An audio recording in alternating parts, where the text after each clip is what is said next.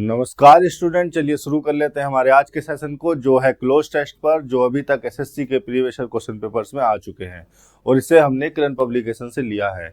हम current publication का latest edition, जिसको 2024 एडिशन कहा जाना चाहिए, फॉलो कर रहे हैं। इसमें 2018 से 2023 तक के क्वेश्चंस मौजूद हैं। इस पर लिखा हुआ है 16,950 प्लस। तो आप इस एडिशन को अरेंज कर लें, इसी के हिसाब से सिक्वेंस मिलेगा। ये जो क्लोज टेस्ट है हमारा, ये एसएससी सीजीएल टीयर 1 7 जून 2019 शिफ्ट 1 वाले पेपर में आया हुआ है। तो आप इस एग्जाम के और डेट के हिसाब से भी इस क्लोज टेस्ट को अपने वाले एडिशन में, अपनी वाली किताब में ढूंढ सकते हैं। देखिए, ये है आपके सामने क्लोज टेस्ट। मैं कई बार दोहरा चुका हूँ आपके सामने कि क्लोज टेस्ट को करने के लिए 100% एक्यूरेसी के साथ आपकी कॉम्प्रिहेंशन स्किल्स अच्छी होनी चाहिए। किसी पैसेज को पढ़ते ही, किसी पैराग्राफ को पढ़ते ही उसको समझना, उसके ऑब्जेक्टिव मीनिंग को दिमाग में ले आना, उस ऑब्जेक्टिव कंटेक्स्ट को समझ पाना जरूरी होता है इस तरह के क्लोज टेस्ट को करने के लिए। क्योंकि क्लोज टेस्ट जो आपको दिए जाते हैं, क्लोज टेस्ट में जो ब्लैंक्स होते हैं, वो जरूरी नहीं आपकी ग्रामेटिकल अंडरस्टैंडिंग पे बेस्ड हो, वो आपकी वोकैबुलरी पे बेस्ड हो सकते हैं, ग्रामर की अंडरस्टैंडिंग पे बेस्ड हो सकते हैं, वो आपके ऑब्जेक्टिव सेंस, किस तरह से आप लैंग्वेज को समझते हैं, उस सेंस पर भी डिपेंड कर सकते हैं। जैसे कि ये क्लोज टेस्ट आपके सामने दिया गया है, चलिए शुरू कर लेते हैं इसको। पहले लिखा हुआ है, the political condition of India in the 18th century was one of extreme disunity. पहला सेंटेंस लिखा गया। देखिए, पूरे क्लोज टेस्ट को पढ़ना जरूरी है। आप ऐसा ना करें कि ब्लैंक यहाँ से स्टार्ट हो रहा है तो इसी को पढ़ना शुरू करेंगे। इतने बड़े कलाकार आप ना बने, क्योंकि मैंने फिर आपको थोड़ी देर पहले बताया था कि उस ऑब्जेक्टिव कंटेक्स्ट को समझना जरूरी है, उस ऑब्जेक्टिव मीनिंग को समझना जरूरी है, जिस ऑब्जेक्टिव मीनिंग को कन्वे करने की कोशिश की गई है इस पैराग्राफ में। कई बार ऐसा होता है कि ग्रामेटिकली 2 या 3 वर्ड या मीनिंग वाइज 2 या 3 वर्ड यहाँ पर सुटेबल होता है, लेकिन जिस ऑब्जेक्टिव मीनिंग में ये लिखा गया है, जिस मीनिंग को, जिस सेंस को कन्वे करना चाह रहा है राइटर या बोलने वाला या स्पीकर, उस ऑब्जेक्टिव मीनिंग में, उस ऑब्जेक्टिव सेंस के हिसाब से कोई एक वर्ड ही सुटेबल होता है। तो पहला सेंटेंस यहाँ पर लिखा हुआ है, तो political condition of India in the 18th century was one of extreme disunity. उसके बाद लिखा गया है the decline of the Mughal empire. यहाँ पर एक ब्लैंक आपको दिया गया है, 81 में फिल करना है, the decline of the Mughal empire. उसके बाद कोमा लगाकर, एक्चुअली में एक प्रीपोजिशनल फ्रेज है, प्रीपोजिशनल फ्रेज से ही इस सेंटेंस को, इस दूसरे वाले सेंटेंस को स्टार्ट किया गया है। प्रीपोजिशनल फ्रेज से सेंटेंसेस स्टार्ट हो जाते हैं। देखिए आगे क्या लिखा हुआ है, द डिक्लाइन, जो कि एक नाउन फ्रेज है। तो निश्चित तौर पर यहाँ पर कोई प्रीपोजिशन आएगी, उस प्रीपोजिशन का ऑब्जेक्ट हो रहा होगा या नाउन फ्रेज। और 3 आपको यहाँ पर प्रीपोजिशन दी गई है। व्हेन यहाँ पर दिया गया है, जो कि एडवर्ब होता है या फिर कंजंक्शन होता है, तो इसको तो हटा ही दो स्ट्रक्चर से। तो सिंटैक्टिकली ही गलत हो गया। एक प्रीपोजिशनल फ्रेज लिखी हुई है विद द डिक्लाइन, ऑफ लगाकर एक और प्रीपोजिशनल फ्रेज, फिर कोमा लगाकर अगले सेंटेंस को लिखा गया है। नो, यहाँ पर कोई ब्लैंक में कुछ आना होगा, देख लेंगे अभी। Indian power emerge to take its, यहाँ पर कुछ होगा। कहने का मतलब है कि यहाँ पर प्रीपोजिशन आनी है। तो कौन सी प्रीपोजिशन आनी है? देखिए, इन, ऑन और विद के फंक्शन और मीनिंग में डिफरेंस है। इन रिफर करती है किसी क्लोज प्लेस को। अगर हमें किसी क्लोज्ड प्लेस या रीजन को रिफर करना है तो हम इनको लगाते हैं। हमें किसी ऐसे प्लेस को, हमें किसी ऐसे रीजन को रिफर करना है जिसकी बाउंड्री हो, कोई बाउंडेड रीजन हो, कोई बाउंडेड रीजन हो, जैसे कि रूम, जैसे कि कोई कंट्री, जैसे कोई सिटी, उसकी एक बाउंड्री होती है। कोई बाउंडेड रीजन हो या कोई क्लोज्ड प्लेस हो, तो वहां पर हम इन लगाते हैं। इन हम लगा लेते हैं ड्यूरेशन ऑफ टाइम के लिए। ड्यूरेशन ऑफ टाइम को अगर रिफर करना है तो हम इन लगा लेते हैं, क्योंकि जो भी ड्यूरेशन है उसकी भी एक लिमिट है। वो यहाँ से स्टार्ट हुई होगी, यहाँ पर खत्म हुई होगी, तो उस ड्यूरेशन ऑफ टाइम को रिफर करने के लिए भी हम इन लगा लेते हैं। जैसे इन 2019 लिख सकता हूँ मैं, ठीक है। इन 2019 क्या हो गया? एक पीरियड हो गया, एक ड्यूरेशन हो गई, एक ईयर जो कि एक पीरियड के रूप में दिया गया है। तो यहाँ पर इन लगा सकता हूं मैं। इन लगा लेते हैं हम स्टेट को रिफर करने के लिए। अगर किसी स्टेट को रिफर करना है, किसी अवस्था को रिफर करना है, जैसे पॉवर्टी, जैसे डिसयूनिटी, तो हम यहाँ पर क्या लगा सकते हैं? इन प्रीपोजिशन लगा सकते हैं किसी भी स्टेट को रिफर करने के लिए, अगर किसी स्टेट में कोई एग्जिस्टेंस दिखा रहा है तो हम इन प्रीपोजिशन लगा लेते हैं। ऑन लगाते हैं हम किसी सरफेस को रिफर करने के लिए, अगर किसी सरफेस पर कुछ हुआ है, कुछ रखा हुआ है, किसी की एग्जिस्टेंस को किसी की सरफेस पर बताने के लिए हम ऑन प्रीपोजिशन का इस्तेमाल कर लेते हैं। ऑन प्रीपोजिशन का इस्तेमाल हम स्पेसिफिक डे या स्पेसिफिक डेट को बताने के लिए भी कर लेते हैं। स्पेसिफिक डे या डेट, देखिए मैं जो लिखवाता हूँ यहाँ पर ये मेन फंक्शन है, इसके अलावा ये प्राइम फंक्शन है। मेनली ये प्रीपोजिशन यहाँ पर इस्तेमाल होती है, लेकिन प्रीपोजिशन के यूसेज इतने वेरियस हैं, इतने वर्सटाइल फंक्शन में प्रीपोजिशन इस्तेमाल होती है कि एक एक प्रीपोजिशन के अगर हर फंक्शन को आप जानने लग जाओगे तो डिक्शनरी पर 50-50 जगह 50-50 मीनिंग में 50-50 फंक्शन में आपको ये लगी हुई मिलेंगी। तो जैसे ही मैं हमेशा आपसे कहता हूँ कि जब भी आपके सामने कोई वर्ड आता है तो आप उस वर्ड के मीनिंग को इंग्लिश में जानने की कोशिश करो। जब आप उसके मीनिंग को इंग्लिश में जानने की कोशिश करोगे तो आप उसके मीनिंग में आई हुई प्रीपोजिशन को भी पढ़ोगे, उनका भी ध्यान दोगे कि कौन सी प्रीपोजिशन लगाई गई है। तो इस तरह से धीरे धीरे आपका वो सेंस, वो अंडरस्टैंडिंग डेवलप हो जाती है कि किस तरह के कंटेक्स्ट में किस तरह के मीनिंग को रिफर करने के लिए, किस तरह के ऑब्जेक्ट, किस तरह के नाउन प्रोनाउन को जोड़ने के लिए हम कौन सी वाली प्रीपोजिशन का इस्तेमाल करते हैं। बाकी आप अगर अपनी रीडिंग स्किल्स को इम्प्रूव कर रहे हैं तो इससे भी जो है प्रीपोजिशन पर आपको बहुत ज़्यादा हेल्प मिलेगी। ठीक है, तो ऑन का प्रयोग कर लेते हैं हम किसी सरफेस को रिफर करने के लिए, किसी की एग्जिस्टेंस को बताना हो किसी सरफेस पर, ऑन प्रीपोजिशन लगा दो। किसी स्पेसिफिक डेट या डे को रिफर करना हो, हमें ऑन प्रीपोजिशन लगा दो। इसके अलावा और भी कई फंक्शन है ऑन के जो कि कंटेक्स्ट पे डिपेंड करते हैं, हम कंटेक्स्ट के हिसाब से ही उनको समझेंगे। विद प्रीपोजिशन के फंक्शन ऑफ मीनिंग को देख लेते हैं। विद जो प्रीपोजिशन है, एक तो ये हैविंग के मीनिंग को कन्वे करने के लिए यूज होता है। जैसे एग्जाम्पल के तौर पर मैंने लिखा a beautiful girl with brown hair, brown eyes लिख देता हूं, ब्राउन आईज। ठीक है, तो यहां पर विद का क्या मतलब है, हैविंग। अ beautiful girl having brown eyes. एक दूसरा इसका मीनिंग हो जाता है अकम्पनेइंग। अकम्पनेइंग का मतलब हो गया RCCOMPAN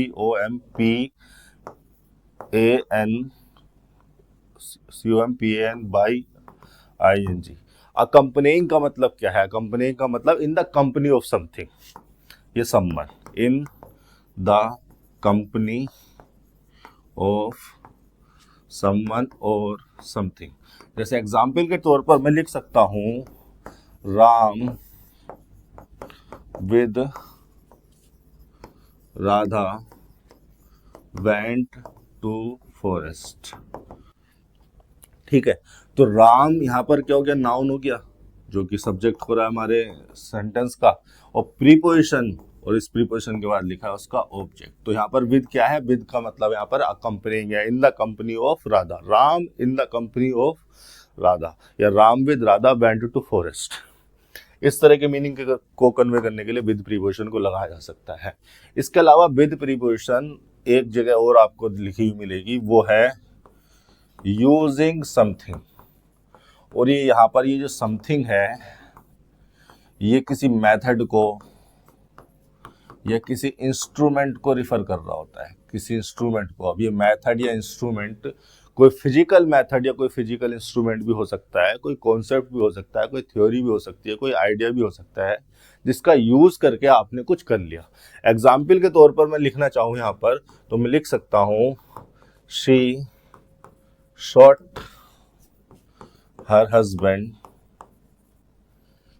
विद अ पिस्टल। तो ये पिस्टल क्या है, मैंने एक वेपन का नाम लिखा है जो कि एक इंस्ट्रूमेंट की तरह मैं रिफर कर रहा हूं। इसका यूज करके उसने अपने हस्बैंड को शूट कर दिया। इसके अलावा एक मीनिंग और है जो कि आपके कंटेक्स्ट में, जिस कंटेक्स्ट में आपको यहाँ पर ये दिया हुआ है, यूजफुल है, और वो है एट द सेम रेट या at the same time. At the same rate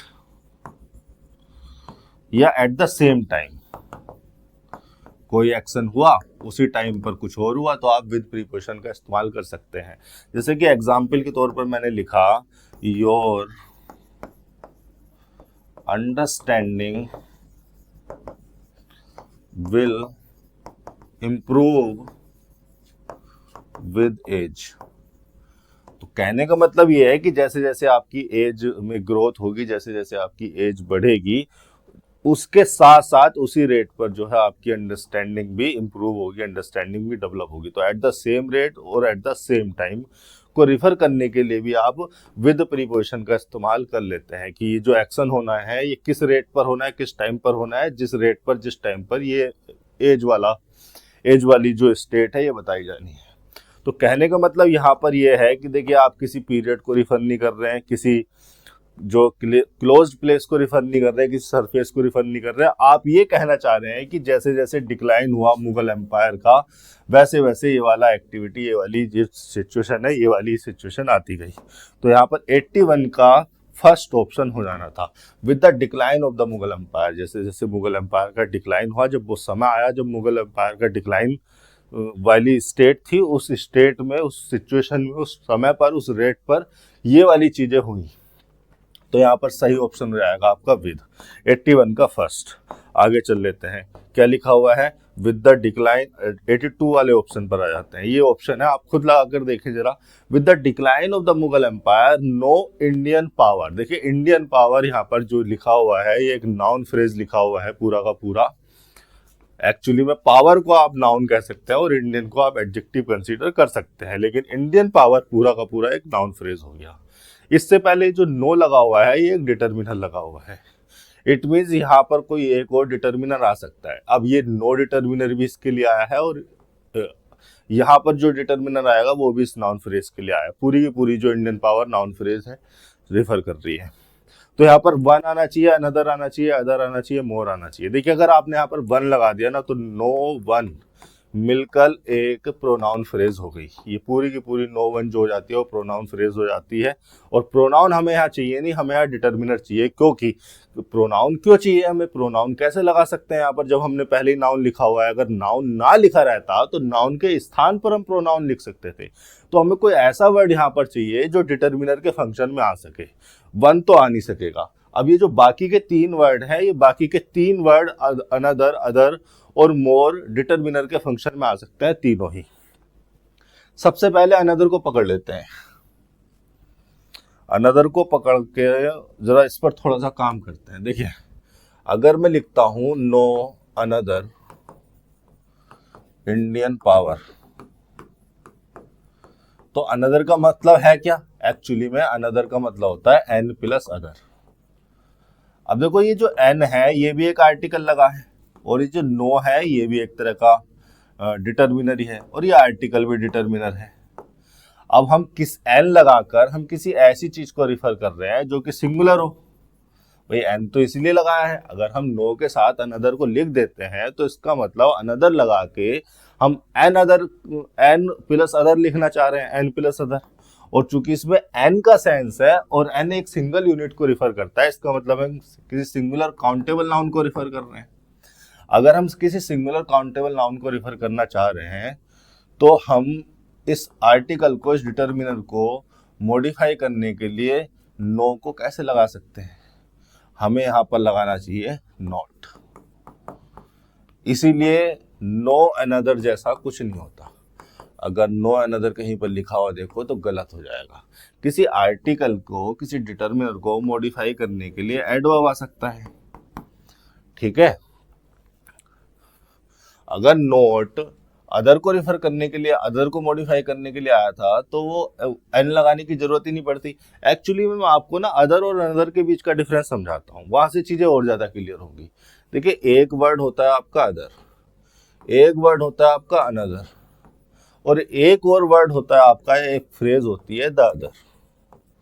अब जरा इनके बेसिक से डिफरेंस को समझने की कोशिश करेंगे आप। ये जो अदर है ये डिटर्मिनर भी हो जाता है और ये प्रोनाउन भी हो जाता है। उसी तरह से जो अनदर वर्ड है वो भी डिटर्मिनर भी हो सकता है और प्रोनाउन भी हो सकता है। उसी प्रकार से जो द अदर फ्रेज है, फ्रेज ही कहूंगा मैं इसे, द आर्टिकल लगा हुआ है अदर से पहले, ठीक है। अच्छा यहाँ पर इसके साथ कुछ आ भी सकता है। ये जो द अदर है ये पूरी की पूरी डिटर्मिनर भी हो जाती है और प्रोनाउन भी। अब जब ये डिटर्मिनर होगी अदर, अनदर और द अदर, तो जब ये तीनों के तीनों वर्ड या फ्रेज डिटर्मिनर होगी तो निश्चित रूप से किसी नाउन के साथ आएंगे। भाई डिटर्मिनर तो नाउन को डिटरमाइन करने के लिए आता है, तो ये जो है किसी नाउन के साथ आएंगे। अच्छा, जब अदर डिटर्मिनर हो या प्रोनाउन हो, मीनिंग सेम है, फंक्शन चेंज हो रहा है। जब डिटर्मिनर होगा तो नाउन से पहले लिखा होगा, और जब प्रोनाउन है तो नाउन के स्थान पर लिखा जा सकता है। उसी प्रकार से अनदर, उसी प्रकार से द अदर। अदर जब डिटर्मिनर या प्रोनाउन होता है तो इसका मतलब होता है ये किसी एडिशनल थिंग या पर्सन को रिफर करता है। एडिशनल थिंग या पर्सन को, या अदर का मतलब ही एडिशनल होता है, और एडिशनल के बाद जब कोई नाउन लिखा रहेगा तो फिर वो नाउन अगर थिंग को रिप्रेजेंट कर रहा है तो किसी एडिशनल थिंग, और पर्सन को रिफर कर रहा है तो किसी एडिशनल पर्सन को। एक्चुअली में एडिशनल के मीनिंग में होता है, या फिर यू कह लो कि डिफरेंट थिंग्स या पर्सन्स को रिफर करता है। अब देखो, मैं थिंग्स या पर्सन लिख दे रहा हूं, इसका मतलब ये नहीं है कि ये प्लूरल के साथ ही आएगा। पता नहीं ग्रामरियन ये को कह देते हैं कि अदर सिर्फ प्लूरल के साथ आता है अगर काउंटेबल हो तो। ये जो अदर डिटर्मिनर है, या चाहे ये प्रोनाउन हो, ये काउंटेबल नाउन के लिए भी यूज किया जा सकता है, काउंटेबल नाउन के साथ भी यूज किया जा सकता है, और ये अनकाउंटेबल नाउन के साथ भी यूज किया जा सकता है। जब ये काउंटेबल नाउन के साथ यूज किया जाता है तब ये सिंगुलर को भी रिफर कर सकता है और प्लूरल को भी रिफर कर सकता है। अभी मैं कंटेक्स्ट से आपके सामने रियल लाइफ एग्जांपल लिखकर समझाऊंगा, ठीक है। डिफिकल्ट थिंग्स या पर्सन को रिफर करता है, डिफिकल्ट कह रहा हूँ, डिफरेंट थिंग्स या पर्सन को रिफर करता है, लेकिन मैं यहाँ पे डिफरेंट थिंग भी लिख देता हूँ, पर्सन भी लिख देता हूँ, कोई प्रॉब्लम नहीं है मुझे इसको सिंगुलर काउंटेबल नाउन के साथ इस्तेमाल करने में। अब ये जो वर्ड है अनदर, ये अनदर वर्ड पर अगर आप ध्यान देंगे तो अनदर जो वर्ड है इसमें ये एन प्लस अदर है। अब चूंकि एन लगा हुआ है तो इसका मतलब भाई ये तो किसी सिंगुलर काउंटेबल नाउन के साथ ही आएगा, ये किसी ऐसे नाउन को रिफर करेगा, जब ये डिटर्मिनर होगा तो किसी ऐसे नाउन से पहले लिखा होगा जो सिंगुलर हो और काउंटेबल नाउन हो, या फिर ये प्रोनाउन की तरह रिफर करेगा तो किसी सिंगुलर काउंटेबल नाउन को रिफर करेगा। अनकाउंटेबल नाउन के लिए नहीं लिखा जाता है अनदर, ठीक है, काउंटेबल के लिए ही लिखा जाता है। आप अनदर मिल्क नहीं लिख सकते, सिंगुलर का मतलब है सिंगुलर काउंटेबल नाउन के लिए आता है। यहाँ पर लिख देता हूं मैं, चूंकि एन आर्टिकल एन इसलिए लगा हुआ है क्योंकि यहाँ पर वोवेल साउंड आ रहा था अदर में। तो एन अनदर जो वर्ड है, अनदर जो डिटर्मिनर है, चाहे वो प्रोनाउन हो, वो सिंगुलर काउंटेबल नाउन के साथ ही आता है, काउंटेबल नाउन के साथ या लिए, काउंटेबल नाउन के लिए। अभी मैं रियल लाइफ एग्जांपल से समझाऊंगा कि इनको यूज कैसे करते हैं। अभी देखिए द अदर, अभी मैं बेसिक स्ट्रक्चर आपको समझा रहा हूं। अभी द अदर पर अगर ध्यान देंगे तो जिस प्रकार से अदर के साथ हमने एन लगाया था, वो इसलिए लगाया था क्योंकि हमें जनरल सेंस में किसी एक डिफरेंट या एक एडिशनल थिंग या पर्सन को रिफर करना था। जैसे मैंने कहा अदर एडिशनल या डिफरेंट थिंग या पर्सन को रिफर करता है, या थिंग्स या पर्सन को रिफर करता है। उसी प्रकार से अदर के सामने जब हम एन लगाते हैं तो इसका मतलब है कि हम किसी एक एडिशनल थिंग या पर्सन को रिफर करने की कोशिश कर रहे हैं। तो उसी प्रकार से अनदर का मीनिंग हो जाता है one additional thing, one additional, यार ये यहाँ पर जगह बचेगी नहीं, इसको हटा के द अदर को अगले पेज पर समझा दूंगा, कोई बात नहीं, सब हमारा ही है। वन एडिशनल थिंग या person of the same kind, ठीक है, जैसे पहले हमने डिस्कस की, एक उसके जैसी एक और, या वन डिफरेंट पर्सन या थिंग, ठीक है। अब द अदर की बात कर लेते हैं। जिस प्रकार से अदर से पहले एन लगा है किसी एक एडिशनल या डिफरेंट थिंग या पर्सन को रिफर करने के लिए, उसी प्रकार से हमने अदर के आगे द लगाया। अब आपको पता है कि द आर्टिकल कब लगाया जाता है? द आर्टिकल तब लगाया जाता है जब हम किसी स्पेसिफिक या डेफिनेट थिंग या थिंग्स को प्यूपिल या प्यूपिल्स को रिफर कर रहे हो। प्यूपिल और प्यूपिल्स, थिंग और थिंग्स में इसलिए बोल रहा हूं क्योंकि ये सिंगुलर के साथ भी आ सकता है, प्लूरल के साथ भी आ सकता है।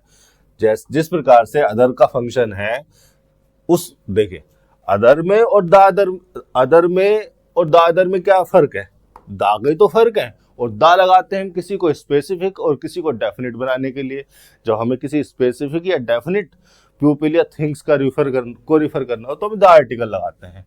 तो ये भी उसी प्रकार से यूज होता है जिस प्रकार से अदर यूज होता है, लेकिन ये डेफिनेट और स्पेसिफिक चीजों के लिए रिफर करने के लिए इस्तेमाल होता है। तो द अदर जो है काउंटेबल नाउन के साथ भी आ सकता है, और काउंटेबल में सिंगुलर के साथ भी आ सकता है और प्लूरल के साथ भी आ सकता है, और ये अनकाउंटेबल के साथ भी आ सकता है, अनकाउंटेबल नाउन के साथ भी आ सकता है। द अदर हम तब लगाते हैं या इसका प्रयोग हम तब करते हैं जब हम किसी स्पेसिफिक, मैं यहाँ पे लिख देता हूं, जब किसी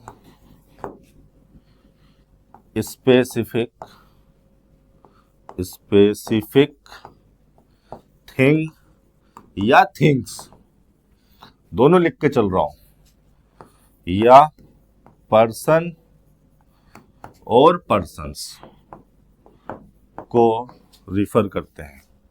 अब देखिए स्पेसिफिक कैसे हो जाती हैं चीजें, ये जरा समझिए।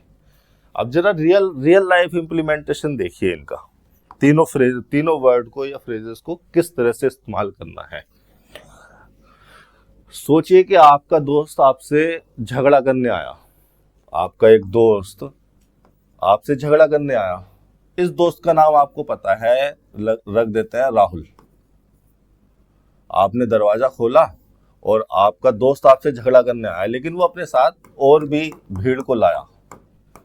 कितने हैं, कौन है, आपको नहीं पता, आप नहीं जानते इनको, और जानते भी हैं तो आपको नहीं पता कितने हैं ये। आप इनके नंबर के बारे में, इनके आइडेंटिफिकेशन के बारे में श्योर नहीं है। तो इसको तो आप जानते हैं, इसको तो आप कह दोगे राहुल है, लेकिन इन बाकियों को रिफर करने के लिए जिनके बारे में आप स्पेसिफिक नहीं है, इनको रिफर करने के लिए आप लिखोगे अदर पर्सन्स। ये हो गया राहुल, ये हो गया अदर पर्सन्स। तो अदर पर्सन्स ने क्या रिफर किया? एडिशनल पर्सन्स या डिफरेंट पर्सन्स या डिफरेंट पीपल।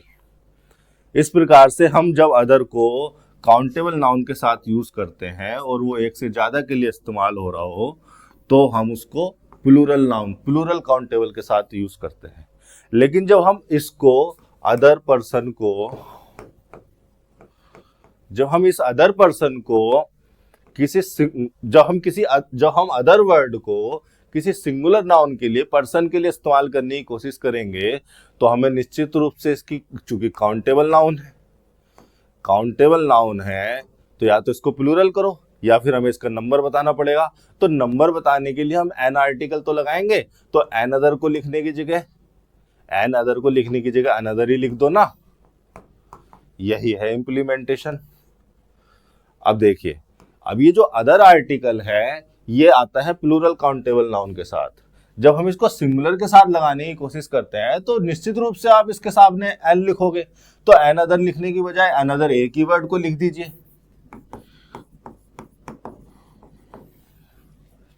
लेकिन यहाँ पे पर्सन की जगह अगर मैं फ्रेंड नाउन को लिखूं और यहां पर हो गया अदर, तो एन आया था जनरल सेंस में बताने के लिए।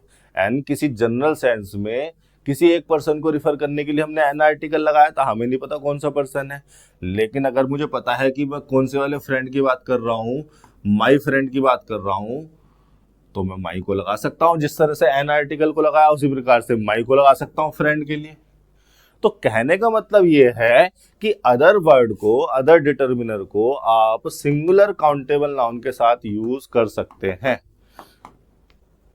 लेकिन अगर आप कोई डिटर्मिनर लगा सकते हैं तो, और वही डिटर्मिनर जाओ आप ए या एन ए तो लगा ही नहीं पाओगे, एन लगाने की कोशिश करते हो तो फिर वो एन अदर मतलब मिलकर एन अदर हो जाता है।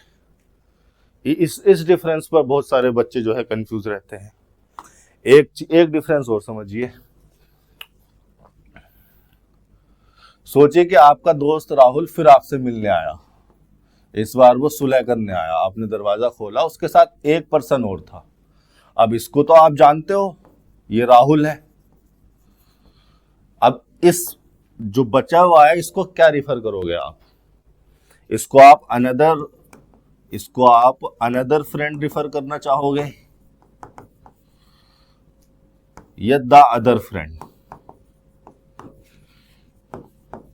देखिए अनदर में एन जुड़ा हुआ है और एन का ए या एन का प्रयोग हम तब करते हैं जब हम जनरल सेंस में किसी एक पर्सन को रिफर करना चाह रहे हो। लेकिन यहां पर हम जनरल सेंस में इसको रिफर नहीं कर रहे हैं। भाई जब इसको राहुल को हम जानते हैं तो ये तो जो बाकी का बचा हुआ है वो अपने आप डेफिनेट हो गया। जब हमने एक पर्सन को आइडेंटिफाई कर लिया तो जो बाकी का बचा हुआ है दूसरा वो तो अपने आप स्पेसिफिक हो गया, डेफिनेट हो गया।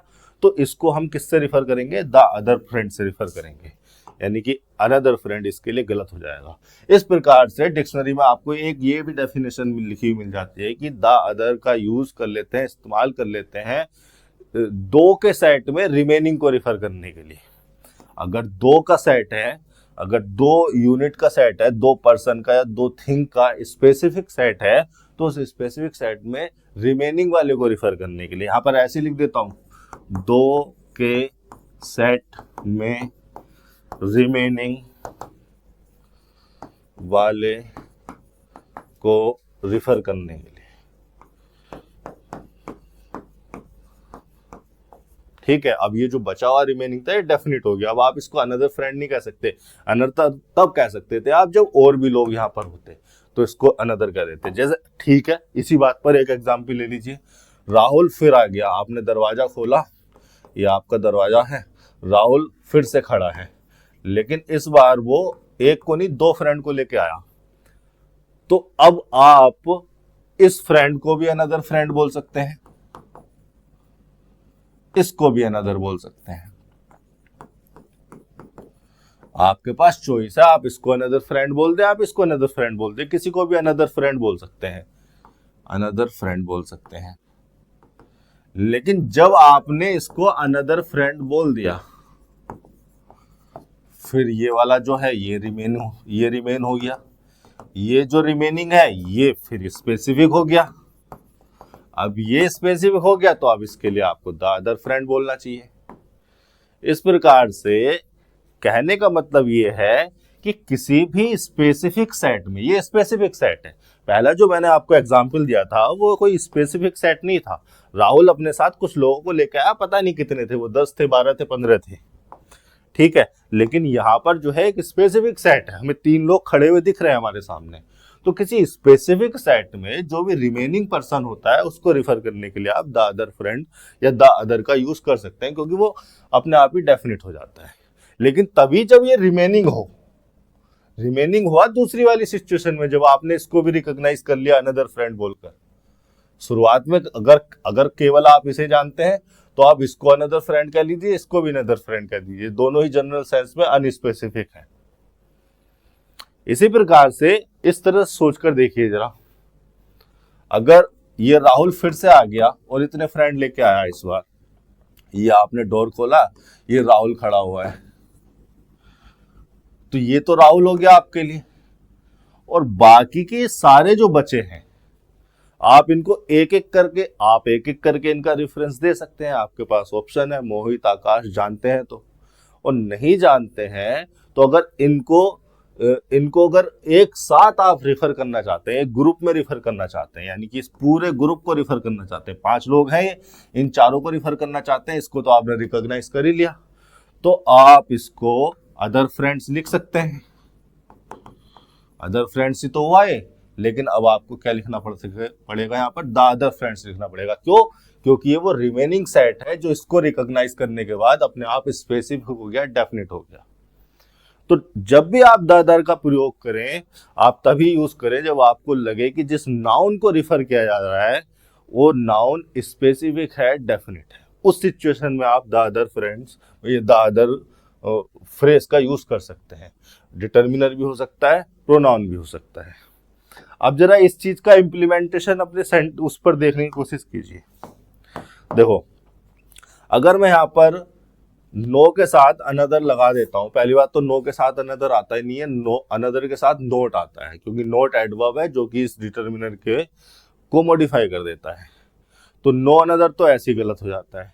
लेकिन अगर हम अनदर का प्रयोग कर भी लें तो क्या हम ये कहना चाह रहे हैं कि यहाँ पर कोई भी एक इंडियन पावर, देखिए नो अनदर पहली बात तो कोई फ्रेज होती नहीं है, लेकिन अगर हम सिंटैक्स सिंटैक्स को इग्नोर करके हम जरा सिमेंटिक्स पर ध्यान दें तो क्या लिखा गया है, no Indian power emerge to take its strength and prestige. पूरे जो है ओवरऑल सेंस में मुगल एम्पायर के अलावा बाकी की जितनी भी इंडियन पावर थी उनको रिफर किया जा रहा है। तो यहां पर क्या आना चाहिए, अदर इंडियन पावर आना चाहिए, no other Indian power. Actually में नो अदर का मैं एक और आपको मीनिंग और फंक्शन बताता हूं। ये जो नो अदर फ्रेज है ना, नो मोर क्यों नहीं आएगा अभी बताऊंगा आपको। ये जो नो अदर फ्रेज है ना, ये एक्सक्लूसिविटी या यूनिकनेस, ये यूनिकनेस को रिफर करती है। या फिर यू कह लीजिए कि no other alternative. No other का मतलब हो जाता है no alternative, no alternative of something या समवन। तो यहां पर जो आपका सेंस है, जो आपका मीनिंग है, वो यही मीनिंग है कि ये जो मुगल एम्पायर थी जिसको हमने इंडियन पावर कंसीडर किया है, बिगेस्ट इंडियन पावर कंसीडर किया है उस टाइम की, उसके अल्टरनेटिव में कोई इंडियन पावर नहीं थी जो इमर्ज हो सके उसकी पोजीशन तक। या इसकी यूनिकनेस या इसकी एक्सक्लूसिविटी को रिफर करने के लिए हमने इस स्टेटमेंट को लिखा है, with the decline of the Mughal empire no other Indian power.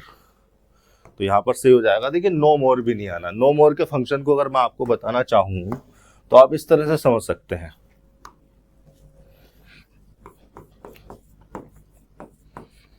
No मोर जो फ्रेज है वो डिटर्मिनर भी हो जाती है और एडवर्ब भी हो जाती है।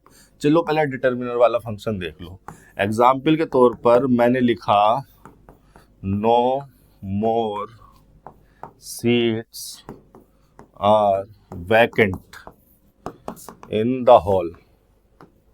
कोई हॉल है उसमें कोई सीट्स अब वैकेंट नहीं है। तो ये सीट्स हो गया नाउन और नो मोर हो गया एक डिटर्मिनर फ्रेज। अब देखिए no more seats are vacant in the hall. चलो एक एग्जांपल और लिखता हूं। ये एक्चुअली में मैंने काउंटेबल नाउन लिख दिया, काउंटेबल नाउन के साथ लिख दिया, एक अनकाउंटेबल नाउन के साथ लिख देता हूं। ये दोनों के साथ आ सकता है। No more food is available in the kitchen. ठीक है, ये लिख दिया। फूड क्या है, फूड अनकाउंटेबल नाउन है, फूड है अनकाउंटेबल नाउन। तो नो मोर डिटर्मिनर को मैंने काउंटेबल नाउन के साथ भी लिख दिया, अनकाउंटेबल नाउन के साथ भी लिख दिया।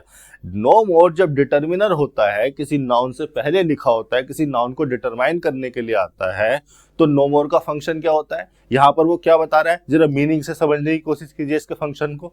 यहां पर वो बता रहा है किसी एडिशनल थिंग या पर्सन की एब्सेंस को। ठीक है, मतलब सीट, हॉल में सीट थी, हॉल में सीट थी, लेकिन जितनी थी वो फिल हो गई। अब कोई एडिशनल सीट नहीं है। फूड था, अब नहीं है, यानी कि कोई एडिशनल फूड अब नहीं बचा है। पहले था वो खत्म हो गया, अब कोई एडिशनल फूड नहीं बचा है। तो नो मोर जब डिटर्मिनर होता है तो किसी एडिशनल थिंग या पर्सन की एब्सेंस को रिफर करता है। किसी एडिशनल थिंग या पर्सन की एब्सेंस को रिफर करता है। अब इस मीनिंग को यहीं पर लगाकर देखें ना अपने क्लोज टेस्ट में, तो ये नहीं कहा जा रहा है कि इंडिया में कोई और इंडियन पावर नहीं थी।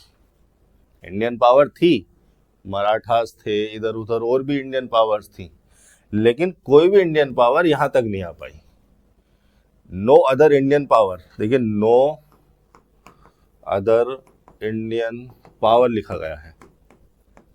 एक इंडियन पावर हो गई मुगल एम्पायर जिसे कह रहे हैं हम, मुगल, और नो अदर इंडियन पावर ने रिफर कर दिया बाकी की सारी इंडियन पावर को, एक ग्रुप, एक कुमुलेटिव रूप से, है ना, एक ग्रुप को रिफर कर दिया। No other Indian power emerge to take, तो नो मोर डिटर्मिनर की तरह आएगा नहीं। ठीक है, किसी के एब्सेंस को दिखाता है। तो इंडियन पावर तो थी बट उस पोजीशन तक नहीं आ पाई। एडवर्ब के फंक्शन में भी आ जाता है नो मोर। चलिए एडवर्ब का फंक्शन भी इसका बता ही देता हूँ लगे हाथों। नो मोर एडवर्ब के फंक्शन में जब होता है तो एग्जाम्पल से समझाने की कोशिश करता हूँ। जैसे मैंने लिखा she can dance no more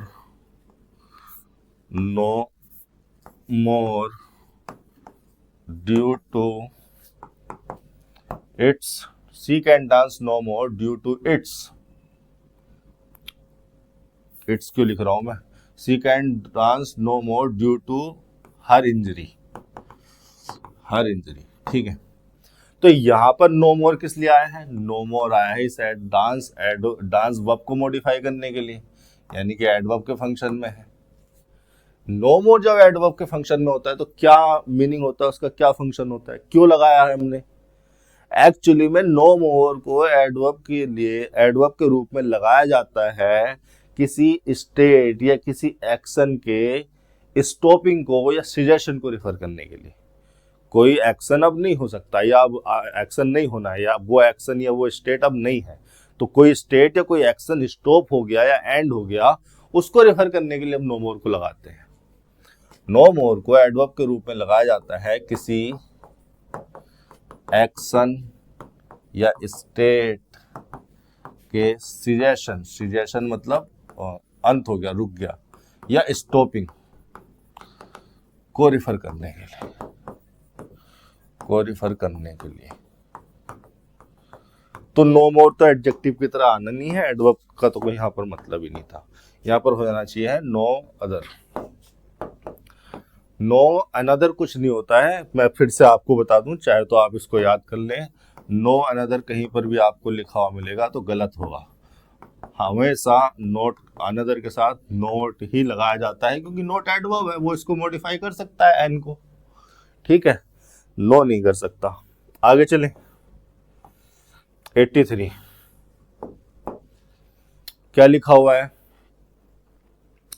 no other Indian power emerge to take its niche in strength, नहीं, प्लेस, रोल, सीट, ठीक है, place, take someone place, take someone's place का मतलब होता है टू रिप्लेस समवन और समथिंग, या to be the substitute for someone और समथिंग। टू रिप्लेस समवन और something, to take someone place का मतलब क्या है, इसका मीनिंग लिखवाऊं मैं। टू टेक समवन प्लेस का मतलब टू रिप्लेस समवन और समथिंग, या to be the substitute of someone और समथिंग। ऑफ नहीं आता एक्चुअली में, फोर आता है सब्स्टिट्यूट के साथ। टू टेक समवन्स प्लेस का मतलब हो जाता है टू रिप्लेस समवन और समथिंग, या to be the substitute for someone और समथिंग। तो यहां पर क्या हो जाना चाहिए था, प्लेस हो जाना चाहिए। सीट की बात नहीं की जा रही है, रोल कोई प्ले नहीं चल रहा वहां पे। नीश, नीश का मतलब भी अलग होता है। नीश का मतलब होता है specific field related to something, ठीक है। 84 पे चल लेते हैं, ये रहा option. No other Indian power emerge to take its place in strength and prestige. Prestige का मतलब होता है respect and admiration given to someone because of their achievement and social influence. Prestige का मीनिंग मैं लिखवा लेता हूँ, वोकैब भी आपकी सही रहेगी। प्रेस्टीज का मतलब हो गया respect and admiration given to someone और something, respect and admiration given to someone or something because of their success, achievements, किसी की अचीवमेंट इतनी है कि वो इतना सक्सेसफुल है, या उसका सोशल इन्फ्लुएंस इतना ज़्यादा है कि आप उसको रेस्पेक्ट देते हो, एडमायरेशन देते हो। उसी रेस्पेक्ट एंड एडमायरेशन को प्रेस्टीज कहा जाता है, सोशल इन्फ्लुएंस, ठीक है। To take its place in strength and prestige and to unite region, territory, country और स्टेट। देखिए कंट्री की बात की जाएगी क्योंकि यहाँ पर इंडिया को रिफर किया जा रहा है। हालांकि जिस समय की बात हो रही है 18th सेंचुरी, 18th सेंचुरी में इंडिया जैसा मेरे ख्याल से कोई कंट्री था नहीं, सब अलग अलग राज्य थे, बटे हुए थे। इंडिया तो एग्जिस्टेंस में मेरे ख्याल से 1947 के बाद आया, एक यूनाइटेड इंडिया की बात कर रहा हूं मैं। तो इस कंटेक्स्ट के हिसाब से देखें तो इंडिया नहीं आना चाहिए था, लेकिन चूंकि पैराग्राफ को ही, इंफॉर्मेशन को ही ऐसा लिखा गया है, कंटेक्स्ट को ही ऐसा जनरेट किया गया है, तो हमें इंडिया ही लिखना कंट्री ही लिखना पड़ेगा। इंडिया की बात की जा रही है, उस लैंड की बात की जा रही है, उस रीजन की बात की जा रही है जो आज इंडिया के रूप में जाना जाता है। तो उसको अब क्या करेंगे, to unite the country under a central authority. Region नहीं, टेरिटरी नहीं, स्टेट नहीं। 84 का हो जाएगा थर्ड। इंडिया तो एक कंट्री है। अगर इंडिया की बात की जा रही है पैराग्राफ में, अगर इंडिया की बात हुई है क्लोज टेस्ट में, आपके पैराग्राफ में इंडिया लिखा हुआ है, तो आप कंट्री को ही लिखेंगे। इंडिया तो कंट्री है, उस टाइम पे नहीं था, ये था, इससे क्या मतलब है। आगे देख लेते हैं। The Marathas rose intransitive verb है, इंट्रांजिटिव वर्ब है, आगे लिखा हुआ है नाउन, मतलब जोड़ने के लिए प्रीपोजिशन चाहिए। चारों ऑप्शन में प्रीपोजिशन लिखी हुई है, ओवर, एट, ऑन या टू। देखिए पोजीशन कोई सरफेस तो है नहीं, हटा दो, कोई स्पेसिफिक पॉइंट भी नहीं है। एक्चुअली में पोजीशन को एक स्पेसिफिक पॉइंट या लेवल कहा जा सकता है, लेकिन अगर आप ध्यान देंगे तो वर्ब क्या है, रोज, जो कि एक मूवमेंट को दिखा रही है। एक ये पोजीशन है, ये वो पोजीशन है जिसको आप रिफर कर रहे हो, द पोजीशन, और पहले कोई पोजीशन रही होगी, इसको मैं लिख देता हूं प्रीवियस पोजीशन। ठीक है, यहाँ पर पोजीशन स्टेटस में एक पॉइंट को रिफर कर रहा है, या पॉलिटिकल पावर में एक पॉइंट को, एक लेवल को रिफर कर रहा है।